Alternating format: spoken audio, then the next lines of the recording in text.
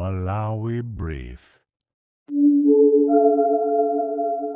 Nduna yoona zamphamvu ndi magesi a Jean Matanga komanso a Shadrack Namalumba ndi a Jabi Muhango achititsa msonkhano wa atolankhani umene cholinga chake kunali kuwuza Amalawi zifukwa zimene mafuta akuyerera mtengo komanso ndondomeko zimene ayika kuti vutoli lichepe. Tamveserani izi. Kuti tili kunyengo ino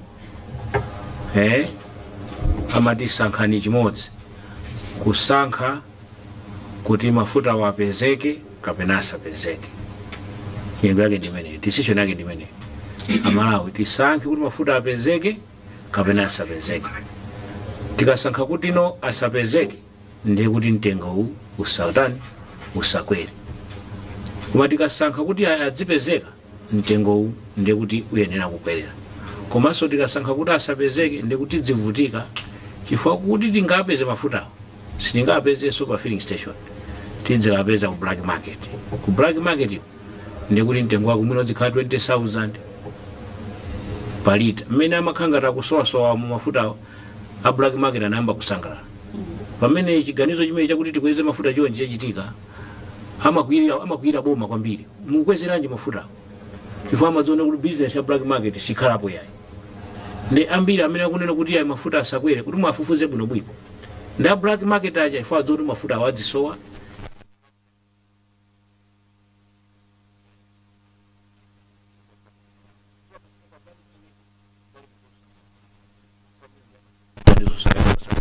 Sama kraso mafuta.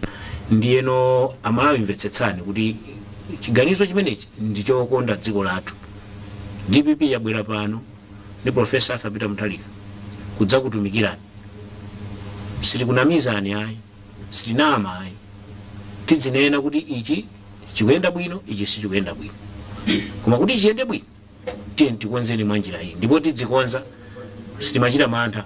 Chifukwa anzathu aja amachita mantha ndi nkhani ya mafuta. Pamene Amalawi mapeto ake kumazunzika. Ife sitipanga zimenezo. Ndiye nditero kuti can you moderate the questions? You take 3 at a time. Titero kuti mukayima fusani fuso limodzi. Osati munthu mmodzi kufusa mafuso 5. Mukayima mufuse fuso limodzi. Mukayimaso mudzipange introduce nokha kuti dzina lanu ndi ndani komanso muchokera nyumba ili yowulutsira uthenga. Zikoma kubi over to you, the gracious. Mmene akambira andunamo tiyeni tipange moteromo. So mukayima munena zanu ndi media house yanu andi mufunsa funso lanu. Tiyeni tikhale very brief to the point. Zikoma. Alright, zikoma kwambiri. Ine ndi Patrick Kachire kuchokera ku Umuntu FM. Tikapanga kafukufuku zikuoneka kuti kuvuta kwa mafuta sikuna yambire pano kwenikweni. Komanso pali malipoti ena amene alipo nazo kuti akuluakulu ena aboma limene lapita mbuyomu amatha kukwanitsa kugula mafuta koma kugulitsa mwina ku Tanzania sanafike mdziko muno. Boma ilili mwina pa khazikitso ndondomeko zotani zolondoloza zimenezi. Komanso ndikakumbukira mbuyomu ngati dziko linalandira mafuta kuchokera ku DRC, muchitapo chani ngati dziko kuti mulondoloze nkhani imeneyi. Zikoma. Anthony Manda from Transworld Radio. Funso langa nali kunena kuti tikudziwa kuti mwina nkhondo sitikudziwa kuti nkhondo italiti.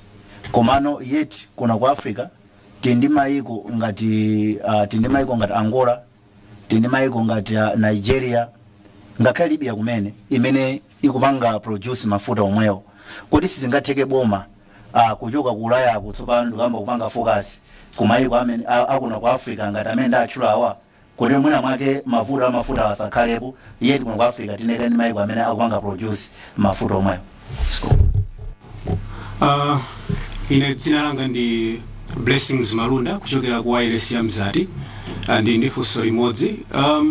Monga mmene mwafotokozera makamaka nduna transport kunena kuti maleve amene ayikidwapo ndi ofuna kuthandiza kuti misewu izikhala ikukonzedwa nthawi ndi nthawi.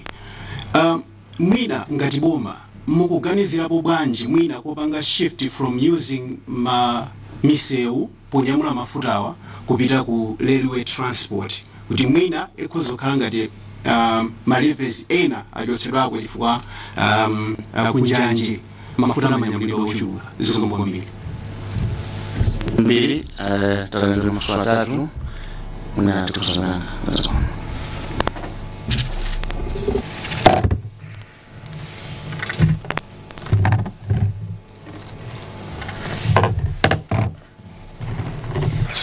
zikomo kwambiri ndiyambe ndi funso limene lachoka kwa Patrick ku Umuntu FM. Ili funso lanu mafunsa kuti boma lapitali kunali maripoti amene afotokoza kuti mafuta amatha kugulidwa kumano osafika kumalawi kuno kungothera kuna Tanzania momwe asanafike kuno kutera njira zero. Komanso panalinso maripoti amene amanena kuti mafuta anagulidwa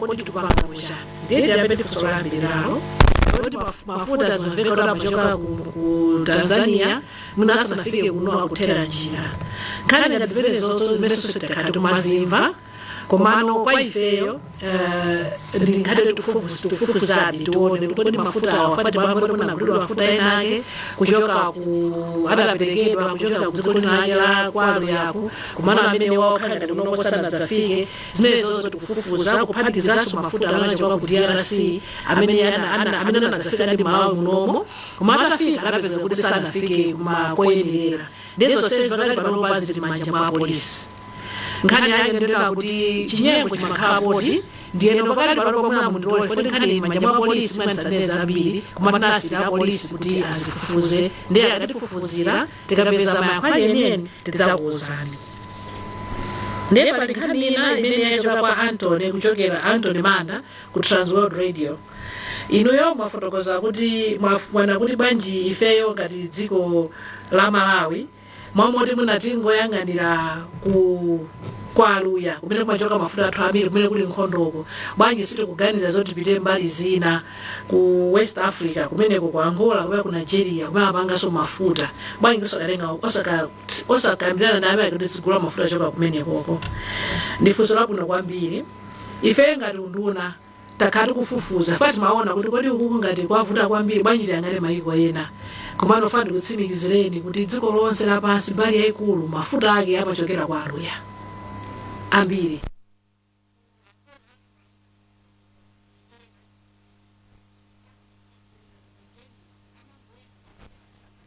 Mano sa alibe marifinary okwanira ndiye mafuta aja akawenga ambiri ayiwo apititsanso kunja kumene kuli refineries kumene amakawenga kwa sefa mafuta achi akasefa nkwabweretseranso ndiye kwa Angolanso tinakacheka nkhani ndi akuti mafuta amene akukumidwa mayiko amene wawa sakukwaniranso demand ya mayiko amene mumo ndiye nawonso amagulaso kuchokeranso kuti kwalo yako kuti aonjezere pa mafuta amene akuwenga mdziko mwawo chifukwa chimene chocho alisangati kuti achotseko mafuta amene sakwakwanira kuti agulitsenso kwina ndiye mlezi lilimo basi kulibenso kopita kumano kuyang'ana kuti kwaluya kumweko basi. Ndiye ndifotokoze kuti pamwamba pa kwaluya mafuta inaso amatha kuchoka ku India kumene kuli kufupi kwalo yako komanso ku Russia kumabweranso mafuta komano ambiriyo enako kumakhala kuti akudula kuti achotsere kuti achoke ngati kumene kuti adzafike kuno zimakhala kuti ndizovuta koma ambiriwa njira yachidule naliti imene yatsekedwayo imene kuti kubayimva kuti Strait of Hormuz yatsekedwa njira yachidule kuti mafuta ambiri amatani amadutsako almost 20% of mafuta adziko lonse lapansi lino ndifa chimene chocho kwa Angola ndi ku Nigeria takafufuza koma sizingatheke.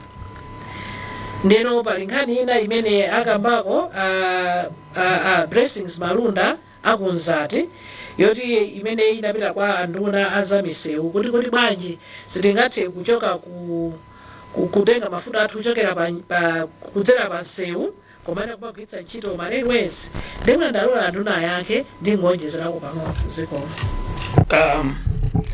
Titokoze bwana Malunda kamba ka funso labwino ko basi.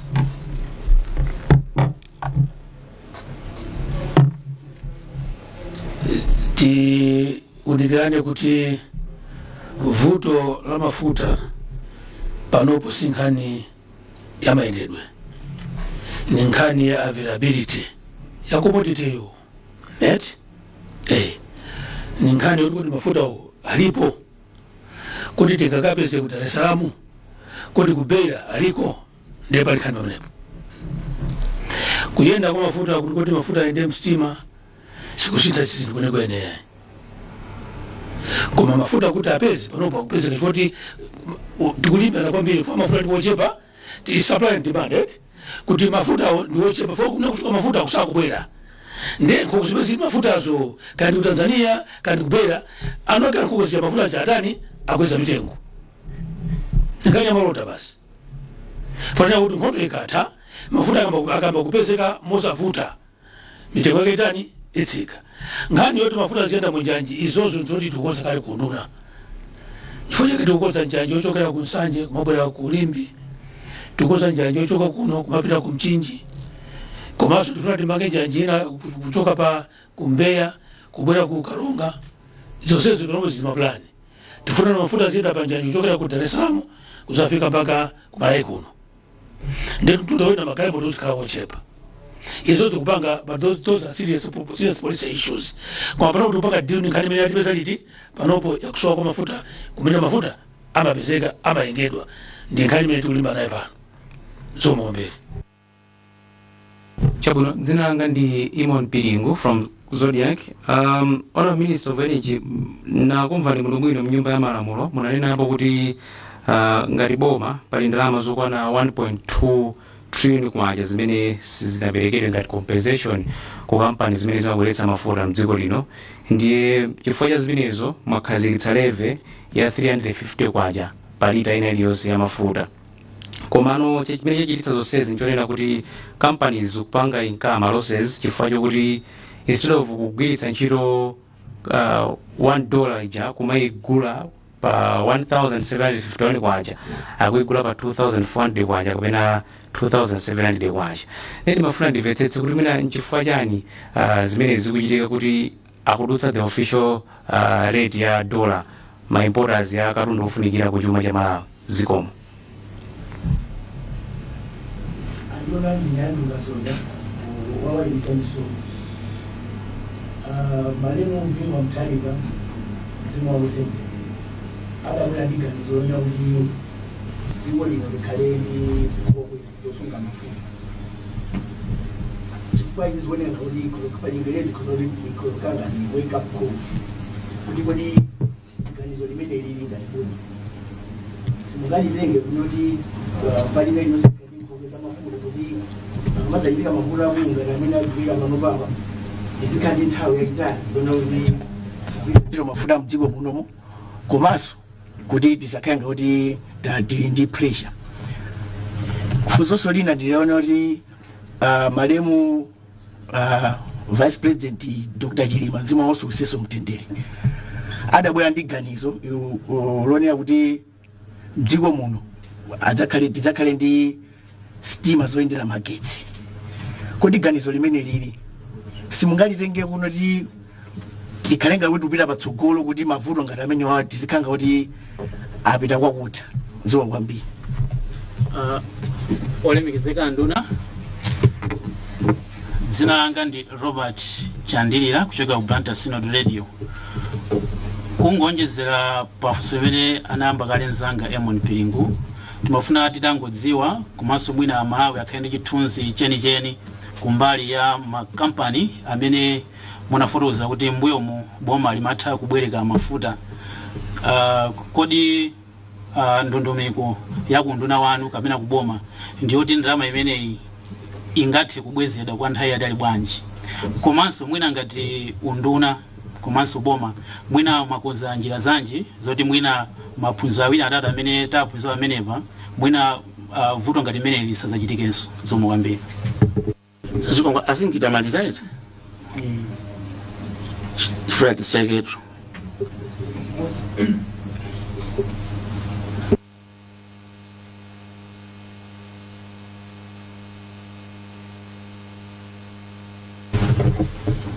Ine ndi Eric Ntimangombe kuchokera ku Nation newspaper. Funso langa kwambiri ndonena kuti zikuoneka kuti di mafuta pakadali pano papali vuto. Komano ma reserves athu muziko muno tili nawo pati. Mafuta amene tili nawo ngati kuti khazika masiku angati. Kutengera kuti mwina zovutazi munakamba kuti pali mavuto ku Chiweta kaya kuti zitakhala kuti ku Mozambique pena Tanzania zavuta. Zingatitengere masiku angati kuti tikhale usagula mafuta ena.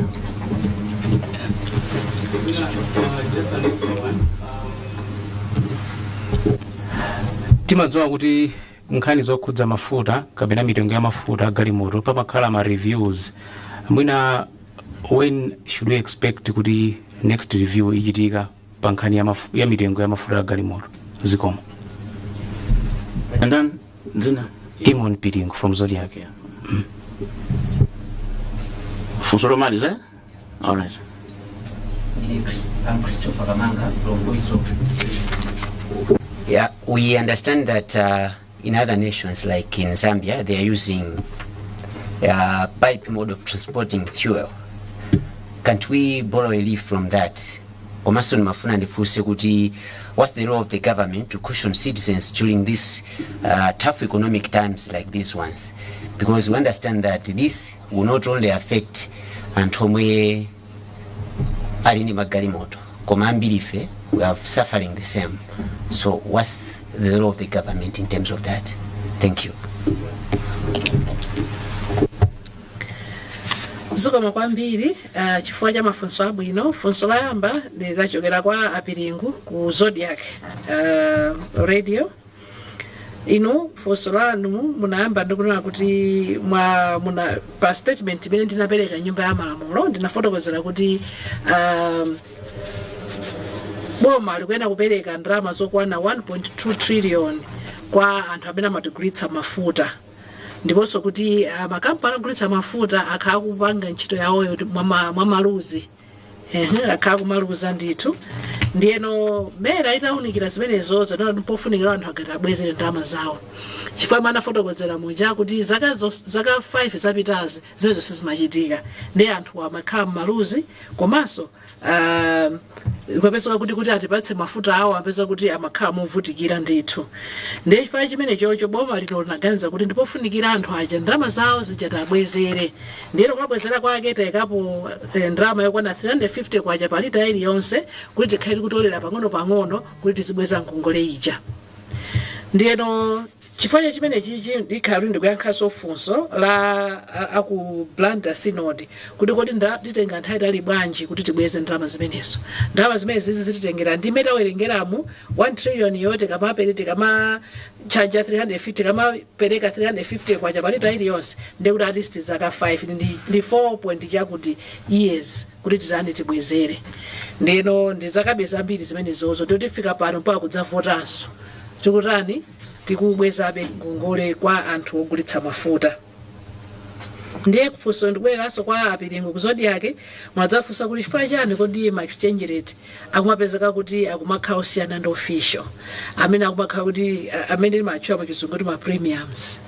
Yeah, so no mabanki aja akakhala kuti akubwereketsa ndalama zawo amakhala kumayang'ananso ma factors ena ndi ena amene amapanga build into it. Kumakhala tina tima factors tina ta risky, tima factors tina ta delays, tima factors tina kumakhala a number of things zimene amazipanga build in. So that's why that's why the cost of ujeni kubwereketsa ndalama zomakhala kwa sinthako kusiyana ndi normal lending out imene angapanga kwa wina aliyense. Ndichifukwa mitengo ija kumakwirako pang'ono. Ndiye kenaka pali nkhani inanso imene yachoka kwa achisomo Andrew Kasunda ku Chisomo radio. Inuyo makamba kuti pali nkhani ya nkhokwe za mafuta. Kodi zimenezo zikuti bwanji? Ife dziko la Malawi nkhokwe tinazo. Tili ndi nkhokwe ku Zuzu, nkhokwe ku Lilongwe, nkhokwe ku Blantyre. Ndiye pa nkhokwe zitatu zonse zitikaphatikiza mafuta amene tingasunge takhala tadzadza konse. Ndiye mafuta athu amene tingasunge ndi 60 million liters. Ndiyo titakusunga nthawi imodzi.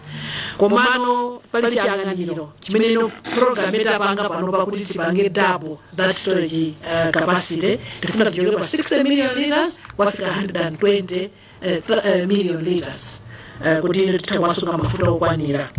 Ndiyeno kuti pompo ndifuna ndifotokozeni kuti mafuta awo munkokwemo mmene timabwera ife timalowa mboma kuti mafuta awo atha mulibe olodontho. Nkhani imene inachitika kuyambira mu July 2024 zinamba mafuta pang'ono 2023 pang'ono mbele zafika 2024 July ndikuti ma reserves onse anatha. Ndesima chitika icho mafuta aja akafika inali straight kumapita kwa filling station. Ndiye pesa tafikira ndi mafuta aka amenewo. Ndiye pang'ono twapeza kuti pang'ono tekauti tapereka mafuta aja titwakwanira ma filling station timasunga pang'ono kunkhokwe. Ndiye timatha kumakhala tisunga mafuta muno tikwanira muna 6 days. Muna peta bageti sunga 10 days, peta bageti kwera muna paka na 14 days zitaso kuteka. Komano 60 million liters imene hii ndio tikwanira mwezi wonse. That's our consumption for a whole month. Komano hapo tutaweza kumasunga muda masiku tochepa chifanya ndama ndi mafuta binabwerera ndifanye sima divuta. Ndiye kuti kashopo kana kali konse kakachitika mu system kuti muna napata mafuta agochepa kubwera ndiye kuti timapata tupateka mkhokwe kuja tikatera tamalizaso tambiraso zomatenga mafuta aja kungofika straight to filling station zikalongosoka tisunga pang'ono kena zikabalalika matakatenga koso kujeni kuja. So de nkhani imene ngabe yake bankhani ya mafacilities kwathu de mwakabapo nkhani yachera kuti imene andi ayankhala nduna za miseu imene kukhudza nkhani ya mawagons kapena mastima amagetsi. Ndiye ndalwa kuti ayakepo kuti mwamudzere. Titoze anduna komaso ndiyatoze atwakana tuchifukwa cha mafunso abwino pati yanke la mene ankafuna anzatu mbuyo kuti mwina tikhale ndi mastima oyendera magetsi ganizira bwino maliko manzatu zikuchitika makamaka mera ndi ali advanced maliko mera ali advanced kuti yakutira bososo weneje kama stima magesi kutayeso kunubuna afuna magesi nkandi wale magesi yo so la bilajani ya magesi soso key komano chimene tukupanga panopo katunduna choti tiyambeka ni mastima udazijamula mafuta foma tikachosa mafuta kuchoka tikachosa matrack kumiseu ndinu chokipanga preserve kuyamula mafuta kumastima would be cheaper. Tilimotet masemo nena labyo kuyamula town umizinda amene yo zitenda kada ono tiyabeta kututara mafuta amene tukulima nawo pano koma plani ali potito zikomba mbili ndiye panali sofunso imene yachokera ku ndi aja kuplanta sino tudakakukali nkhani ya kabwezereka prince akazingati kwa mafusafusa wakuti kodi pankhani pamene zachitikiramo kodi ifeyo maphunziro tikaphunzirepo chani, what are the lessons learned. Ifeyo maphunziro ndi tuphunzira tsiku lilonse ndi tinaona kale kunena kuti ukapanga chinthu mosasamala zinthu zimalongosoka. So tinaona kale kunena kuti zimene apanga anzathu osalongosola bwino ndalama za mafuta maleves kwachotsa kumango zisingoyenda kumaphimba zinthu patiraja zikoti mafuta aja dziko kunasokonekera pofika July ja 2024 mafuta atheratu tapeza kuti tikena kali konse nkhani yakuti kupita tsogolo munthu kwenda tizikhani mafuta okwanira. Ndeti fanyele makatu maesa kuti mwana zikalosoka tiongeza pakuti mkhokwe mwathu choncho nkhani yakuti ifeyo kuzatu tukuyenera kuti esetse zikalosoka mareserves athu azikhala odzaza nthawi zonse kuopera kuti ukachitika zinthu ngati zizi tisapeza kuti zatisokonekera. Chitsanzo chinachitika kumbuyomu sikale kwenikweni ndapeza kuti panadzachitika kankhondo pang'ono kutsatira chisankho cha ku Tanzania kunali chisokozo pang'ono zimene ziyazapangitsa kuti mafuta athu asamabwere. Ndiyeno ndapeza kuti mafuta amene asunga nkhokwe atha kenaka tisowa chochita ndiyeno panomusaipanjikaso nkhondo yachitikayo mafuta asamukweso tipoza kuti mulibemo chifukwa chozopeza kuti mwatika magulu mafuta aja straight to filling station nephunziro lalikuonera kuti tionetsetse ngati dziko tizikhalano organized, making sure kuna kuti tizizo tukuyang'anira anthu miyoyo ya anthu ndi tizikhala careful. So that's why tikuona ngati boma atu apa nopata kuti tiwonjezeso chochoka pa 60 million liters, which is adequate for 1 month, tichiritse to 120, so that at least 2 months cover. Kunochitika kuti nkhondo ngati yachitika ndio 2 years, I mean for 2 months tizoona we are fine. Tikakhala kuti kuna ma reserves mwatu ndingale kuna 60 liters, I mean 60 million liters patch mene muchi sibwezi batupanga panic when komano ngati boma anthu pesa kuti pasakhale any disruptions in the supply system zozo kwambiri. Ndiyeno komaliza last but one pali amene achokera ku nation kwa Antemang'ombe mafusa kuti ma reserves athu ali bwanji panopa. Padali panopa ma reserves athu ali motere amene tinawo kumalawa kunoko ndi 798,000 liters amene ndi petrol, diesel ndi 1,908,000 liters amene ali njira panopa. Petrol ndi 2,014,000, diesel 1,844,000 amene tikukweza panopa kumapoti tikupanga load fatala kupititsa ma-AOCs yena a few days ago. Panopa amene tikupanga load ndi 16,048,000 amene ndi petrol, diesel 60,670,000, that's diesel. Now in terms of stock days zimene zotakhala chani, those stock days zotakhala kuti pa petrol tili mafuta okwana masiku 17 ndingoti roughly 17.83 days. Pamene diesel tino 27.78 days. So naisetsa ndi tamanga patali ndi pafupi kuna kuti ma suppliers athu amene amatipatsira mafuta tapatsa ma AOCs kuti at least tikhale covered, kuti muna at least kamati muna chama ma 3 weeks or mwezi tikhale kuti we are fine. Ndiyeno nofuna ndiuze ndurama kuti tisapange panic buying makagula mafuta tisukiretu fanya nkhondo iya ife ngati dziko ngati unduna wanu tikuonetsetsa ndi kuti ma suppliers akhalokwanira tili ma suppliers amene amatikhulupirira as a government, so they have kept on supplying the fuel ifeso tiwalipira moyenerera ifanye pamanda fotokoza kuti mafuta athu tili ndi masiku amene wakava. Then tibwere kunkhani ya yomalizira imene muna kuti kodi yokera kwa apiri kuzodi yake kuti kodi ma reviewer amakhalako bwanji akhalako solid. Ngati tunamvetsa mu statement yanga parliament ndafotokoza kuti ma reviews amachitika mwezi uliwonse Nobody the region is saying that's the practice every month. Then nafotokoza kuti tipeza kuti muna ikamata mu mwezi tibwera mwezi now the next review tipeza kuti mwina maujeri athu akasana apeza kuti zizalokosoka ndio kuti mafuta akasarani atsikirako nkhondo ija amene amanena a Trump ngati zingachitire yasiya muna mawiki amunenawa ipezekaso kuti mwina watseguka kuhamuzi kuja mafuta akwera okwanira anthu otigulitsaso aja ndio asiyaso kupanga panic ndio akhala kuyendetsa bwino ndio mitengo ithaso zozoli yarani yatsika ndiye kuti ndauze kuti alisayibigeze kuti amatha mwezi tipanga fanana review. That's the good practice imene ife tabanga adopt ngati government kopa kuti tizinguvindikira zinthu zizomwambiri. Titokoze anduna chifukwa chakuyankha mafunso. Titokoze swanakani nonse amene mwayimirira Malawi kufunsa mafunso tafika kumapeto. Ndimaona ngati chora yamba kwa kuti mafuta amene kasiye malizevo 120 million liters.